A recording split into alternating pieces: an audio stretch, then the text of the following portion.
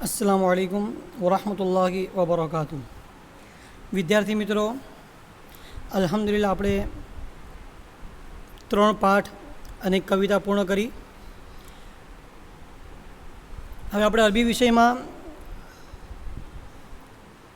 બીજી કવિતા જેનું શીર્ષક છે કમા તુદીનું તુદાનું, આ ભણવા જઈ રહ્યા છે। ભણતા પહેલાં આપણે એની જે અગત્ય બાબત છે તે સમજી લઈએ કે આ કવિતામાં કુલ 3 પેરેગ્રાફ છે, એટલે 3 પંક્તિઓનો એક ફકરો, એક પેરેગ્રાફ, એવી રીતે 9 પંક્તિઓ છે, એટલે 3 પેરેગ્રાફ થાય છે।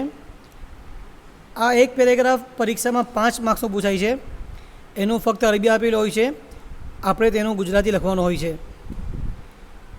એટલે આ પેરેગ્રાફ આ વર્ષે અભ્યાસક્રમમાં લેવામાં આવ્યું છે અને તેનું ભાષાંતર પૂછાશે। ખૂબ સરળ છે, સહેલું છે, ધ્યાનથી મહેનતથી લગનથી ભણજો, યાદ કરજો તો ઇન્શાલ્લાહ પૂરા 100માંથી 100 માર્ક્સ આપણે મેળવી શકીએ છીએ। તો આપણે આગળ વધીએ। કવિતાનું શીર્ષક છે કમા તુદીનું તુદાનું। કમા એટલે જેવું, જેવું હોય તેવું। તદીનું તું કરશે,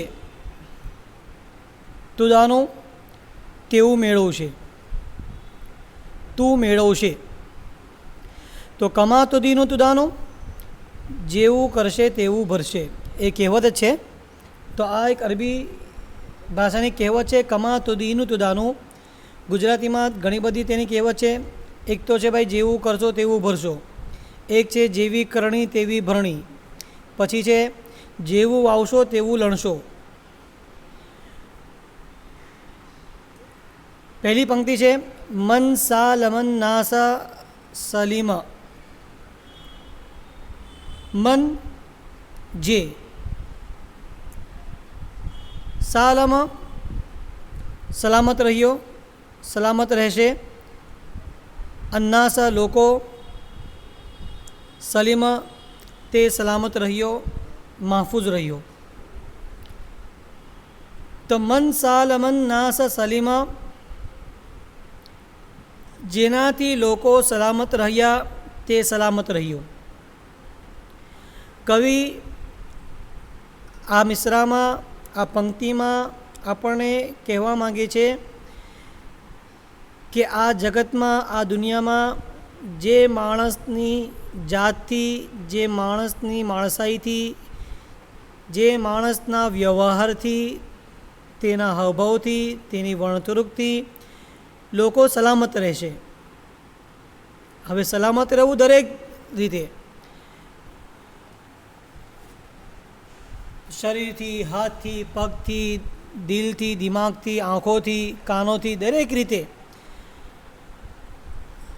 આપણી જાતથી, આપણા વ્યવહારથી સલામત લોકો રહેશે તો આપણે શું રહીશું? સલામત રહીશું। એટલે કહેવાનો ભાવાર્થ એ છે કે આપણે જેવું કામ કરીશું તેવું જ ભોગવવાનું આવશે। એક કિસ્સો ખૂબ મશહૂર છે કે એક માણસ હતો, તે એક ડોસાજીને મારતો મારતો બહાર સડક પર ઘસડીને જઈ રહ્યો હતો। એક જગ્યાએ પહોંચ્યો, ત્યાં પેલા ડોસાજીએ આમ કહ્યું, દાદાજીએ આમ કહ્યું કે બેટા બસ થોભી જા। એટલે પછી પેલા માણસે પૂછ્યું કેમ?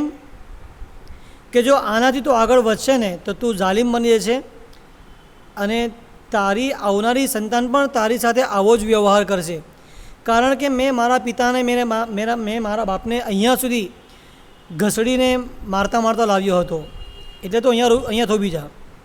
તો જુઓ, પેલા દાદાજીએ પોતાના પિતા સાથે દુર્વ્યવહાર કર્યો હતો, તો આજે તેની સંતાને તેની સાથે કર્યું। એવી રીતે દરેક વસ્તુમાં, દરેક ફિલ્ડમાં આવું જ થાય છે કે આપણે જેવું કરીશું તેવું જ આપણે પામીશું। આપણે એવું ઈચ્છતા હોય કે મારા ઘરમાં મારા ઘરની જેટલી પણ લેડીઝો છે તે દરેક રીતે મહફૂઝ રહે, તેમને કોઈ ખરાબ નિગાહથી ન જુએ, તેમને કોઈ તેમની કોઈ છેડતી ન કરે, તેમની સાથે કોઈ ખરાબ વાત ન કરે, તેમની સાથે કોઈ ગાળમગાળી ન કરે, તો મારા માટે જરૂરી છે કે મારી જાતથી, મારી જબાનથી, મારી આંખોથી, મારા હાથોથી, મારા અંગે અંગથી જો બધી જ સ્ત્રીઓ જગતની માફૂઝ હશે તો મારા ઘરની બધી જ સ્ત્રીઓ તેનાથી માફૂઝ થઈ જશે. અને મૌલાના ઝુલ્ફિકાર સાહેબ આની ખૂબ સારી રીતે તશરીહ કરે છે અને સમજાવે છે. અને આ તો જોયું જ છે. એટલે અલ્લાહ તાલા જો કોઈનાથી આવું પાપ અથવા ગુનો થઈ ગયો હોય તો આપણે અલ્લાહથી તોબા કરી લઈએ અને માફી માંગી લઈએ કે અલ્લાહ આપણા દરેકની હિફાજત કરે. આગળ ચાલીએ. મનશા તમન્ના સ શ્રુતિમાં. શાતમ તેણે ગાળો બાંધી, તેણે ગાળો બાંધી. અન્નાસ લોકો, શ્રુતિમાં ગાળો બાંધવામાં આવી એટલે ગાળો આપવામાં આવી. શાતમાં તેણે ગાળો આપી, તેણે ખરાબ ઉચ્ચાર કર્યા, તેણે ગંદા ઉચ્ચાર કર્યા. શ્રુતિમાં તો તેને ગાળો આપવામાં આવશે. મનશા તમન્ના સ શ્રુતિમાં, જે લોકોને ગાળો આપશે તેને ગાળો આપવામાં આવશે. જે લોકોને ગાળો આપશે તેને ગાળો આપવામાં આવશે. ફરી એ જ વાત અહીંયા પણ કવિ આ જ કહેવા માગે છે. ભાઈ કુરાન શરીફમાં અલ્લાહ તાલા કહે છે કે ભાઈ ફસલ્લિમુ અનફુસકુમ, કે તમે પોતાની જાતને સલામ કરો. તો શું અર્થ સલામ? પોતાની જાતને સલામ કેવી રીતે કરવાની? કે તમે કોઈ વ્યક્તિને સલામ કરશો તો તે રિપ્લાયમાં તમને સલામ કરશે. એટલે તમે સલામ તેને કરી પણ રિપ્લાય એણે આપ્યો અને સલામતી કોની ઉપર આવી? એની ઉપર તો ગઈ પણ તમારી ઉપર પણ આવી. તો અને આવી રીતે કુરાન શરીફમાં ઘણી જગ્યાએ અલ્લાહ તાલા આવી જ વાત કરે છે કે તમે કોઈની સાથે જેવો વ્યવહાર કરશો, તમે જેવું તેની સાથે વર્તણૂક કરશો, તમારા સાથે તેવું જ કરવામાં આવશે. જો તમે હવે એક બે મિત્રો આપસમાં લડી પડ્યા. હવે ઝૈદ નામના મિત્રએ શાહિદ નામના મિત્રને ગાળ આપી કે તારો બાપ તો આવો. તો તે શું કરશે? શાહિદ પણ કહે છે તારો બાપ તો આવો. તો નબીજી કહે છે કે પોતાના મા બાપને તમે પોતાના મા બાપને ગાળો ન બાંધો. તો તેનો અર્થ આ છે કે તમે કોઈના મા બાપને ગંદી વાતો કહેશો અથવા તેમના વિશે ખરાબ અપશબ્દો બોલશો તો સામેવાળી વ્યક્તિ તમારા માતા પિતાને કહેશે. એટલે થયું શું કે તમે તમારા માતા પિતાના ઉપર અપશબ્દો બોલવા માટે પેલાને પ્રેર્યો. એટલે આપણે કોઈને એવું ન કહીએ જેથી આપણે ઉપર પણ આવે. એટલે ફરીથી એ જ વાત કે મન સાલમન નાઝ સલીમા મનશા તમન નાઝ શ્રુતિમાં, જેનાથી લોકો સલામત રહ્યા તે સલામત રહ્યો. અને જે લોકોને ગાળો આપશે, ગાળો બાંધશે તેને ગાળો આપવામાં આવશે, ગાળો બાંધવામાં આવશે. આગળ ચાલીએ. મન ઝલમન નાસ અસા મન રહીમન નાસ રૂહીમ. મન જે, ઝલમ અત્યાચાર, ઝુલ્મ, અન્નાસ લોકો, અસા દુર્વ્યવહાર કરે છે, દુર્વ્યવહાર કરવો, તેણે દુર્વ્યવહાર કર્યો. તો મન ઝલમન નાસ અસા, જેણે લોકો ઉપર અત્યાચાર કર્યો તેણે દુર્વ્યવહાર કર્યો. તે દુર્વ્યવહાર કરે છે. જે લોકો ઉપર જુલ્મ કરે છે, અત્યાચાર કરે છે તે શું કરે છે? દુર્વ્યવહાર કરે છે. હવે એક વાત તમે સમજી લો, ઝાલિમનો જુલ્મ બરદાશ્ત કરવો, સહન કરવો એ પણ જુલ્મ છે. એટલે અલ્લાહ તાલાએ જો શક્તિ આપી હોય, શક્તિ જે પ્રમાણે આપી હોય તે રીતે આપણે તેનો વિરોધ કરવો જોઈએ અને તેને જુલ્મ કરવાથી રોકવો જોઈએ. બીજી વાત કે ભાઈ એક વ્યક્તિ પહેલાં ગુજરી ગયો કે ભાઈ તે ખૂબ લોકોની ઉપર અત્યાચાર કરતો હતો, પરંતુ તે બીજી તરફ અલ્લાહ તાલાને સામે ઝૂકવાવાળો હતો, અલ્લાહની બંદગી કરનારો પણ હતો. તો હવે આપણી ઉપર જરૂરી નથી કે આપણે પણ તેને બુરું ભલું કહીએ જ્યાં સુધી કે આપણને પૂરેપૂરું યકીન ન હોય કે હા એ વ્યક્તિ આવો જ હતો.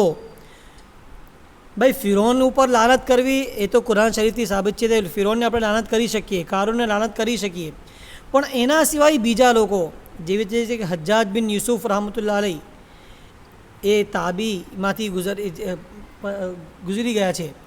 તેમણે કુરાન શરીફમાં જબરજેર પેશ અને આ નુક્તા લગાવ્યા છે.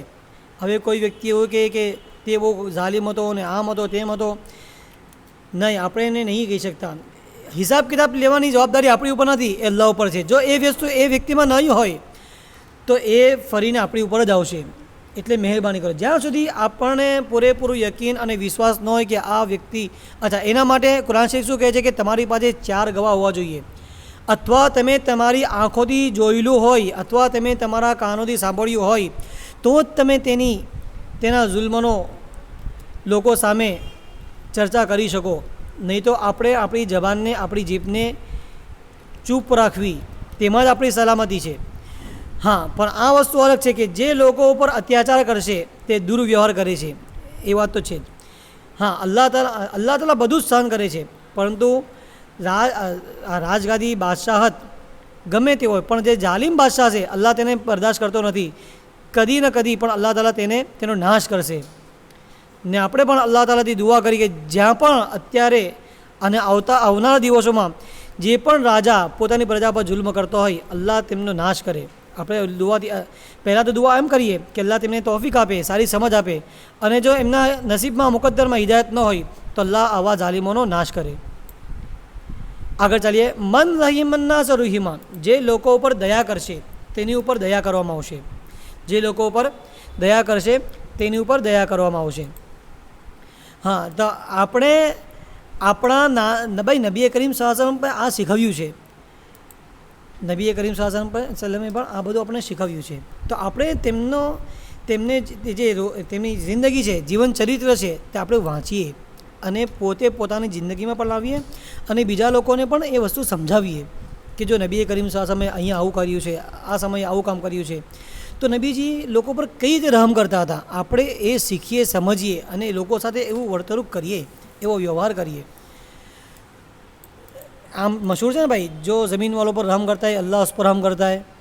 હા, તો આપણે લોકો સાથે રહમનો મામલો કરીશું, દયાનો મામલો કરીશું, તો આપણી ઉપર અલ્લાહ શું કરશે?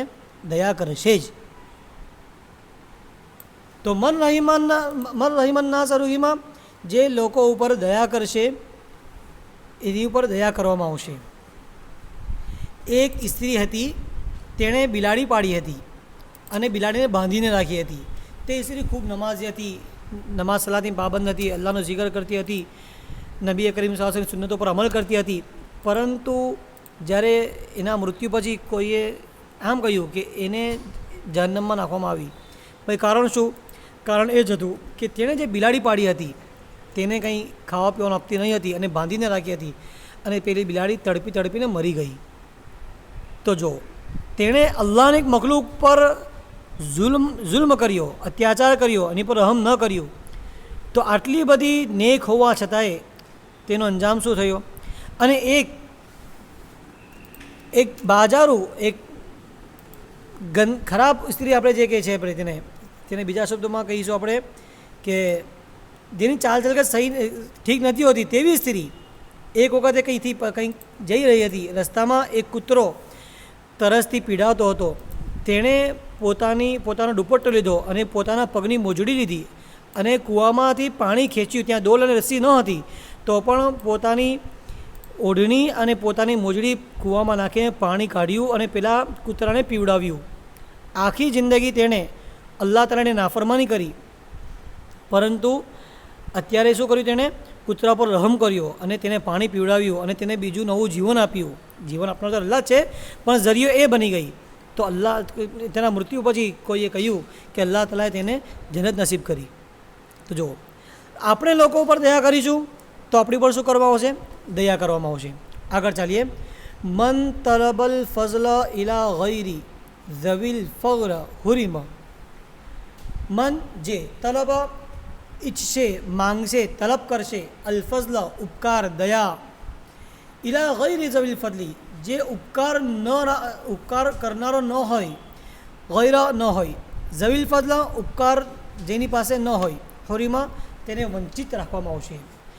જે ઉપકાર ન કરનારા પાસેથી ઉપકારની અપેક્ષા રાખે તેને વંચિત રાખવામાં આવે છે. જે ઉપકાર ન કરનારા પાસેથી ઉપકારની અપેક્ષા રાખે તેને શું કરવામાં આવે છે? વંચિત રાખવામાં આવે છે. હવે આપણા મોહલ્લામાં કે આપણા સમાજમાં કોઈ વ્યક્તિ એવી હોય તે ખૂબ જ ચિંગુસ અને મક્કીચૂસ છે, આપણે તેનાથી ઉમ્મીદ રાખીએ કે આ મને મારી જરૂરના સમયે મારી જરૂરત પૂરી કરે, તો તે ત્યાંથી તમે મહેરૂમ રહેશો, તમારી જે જરૂર છે ત્યાંથી પૂરી થશે નહીં. અથવા કોઈ ઝાલિમ વ્યક્તિ છે, ખૂબ જુલ્મ કરે છે અને તમે તેનાથી દયાની આશા રાખો, તો તેનાથી દયા મળવાની નથી. તેનાથી તમને શું રાખવામાં આવશે? વંચિત રાખવામાં આવશે. એટલે ઉપકારની આશા તો ફક્ત અને ફક્ત અલ્લાહથી જ રાખવામાં આવે. આપણે જે કંઈક પણ કામ કરીએ તે કામ કરતાં પહેલાં અલ્લાહથી દુઆ કરીએ અને પછી એ કામ કરીએ તો ઇન્શાલ્લાહ આપણી હાજત અને જરૂરત પૂરી થાય છે. ઘરેથી મમ્મીએ કે પપ્પાએ કંઈક લેવા મોકલ્યો તો આપણે અલ્લાહથી દુઆ કરીએ, અલ્લાહ તાલા મને એ જ વસ્તુ પાસે મોકલ જે મારા માટે અને અમારા દરેક માટે ખેર અને ભલાઈની હોય. અને પછી ત્યાં જઈને ભાવતા કરીએ અને પછી લઈએ તો આપણને અલ્લાહ તાલાના તરફથી સારી વસ્તુ આપવામાં આવે છે. પરંતુ આપણે કોઈ એવી વ્યક્તિને કહીએ, તે જે વેચનાર હોય તેને જ કહીએ કે ભાઈ મને એક સારી વસ્તુ કાઢી આપની, તો તે તમારા સાથે સારું નહીં કરશે. એ પોતાની લારીમાંથી જે ગંદી વસ્તુઓ છે પહેલાં જ ઉચકીને તમને આપશે. એટલે એમનાથી અપેક્ષા રાખવાની ન હોય. જે ઉપકાર ન કરતો હોય તેવા લોકો પાસેથી ઉપકારની અપેક્ષા રાખવાની ન હોય. જો અપેક્ષા રાખીશું તો આપણને શું થશે? તેનાથી વંચિત રાખવામાં આવશે. તો મિત્રો, અહીંયા એક પેરેગ્રાફ પૂરો થાય છે. તો દરેક વ્યક્તિ આ પેરેગ્રાફને સારા અક્ષરે લખી લે. એના જે શબ્દો છે તે અંડરલાઈન કરી લો. સાલમ, તે સલામત રહ્યો. શાતમ, જે લોકોને ગાળો આપે છે, જે લોકોને ગાળો આપે છે. શ્રુતિમાં, તેને ગાળો આપવામાં આવશે, તેને ગાળો આપવામાં આવશે. ઝલમ, તેણે અત્યાચાર કર્યો, ઝલમ, તેણે અત્યાચાર કર્યો. રહીમ, તેણે દયા કરી, રહીમ, તેણે દયા કરી. હુરીમ, તેને વંચિત રાખવામાં આવ્યો, તે મહરૂમ રહી ગયો, તેને વંચિત રાખવામાં આવ્યો. હવે આ શબ્દને 5 વખત નોટબુકમાં ગુજરાતી શબ્દ સાથે લખવા છે અને યાદ પણ કરવાના છે. અને આ ફકરો પહેલી લાઈન અરબીમાં યાદ કરવાની છે અને બાકીનો આખો પેરેગ્રાફ તમારે ગુજરાતીમાં યાદ કરવાનો છે. તો મિત્રો, મળીશું ઇન્શાઅલ્લાહ. અસ્સલામુ અલૈકુમ વરહમતુલ્લાહિ વબરકાતુહુ.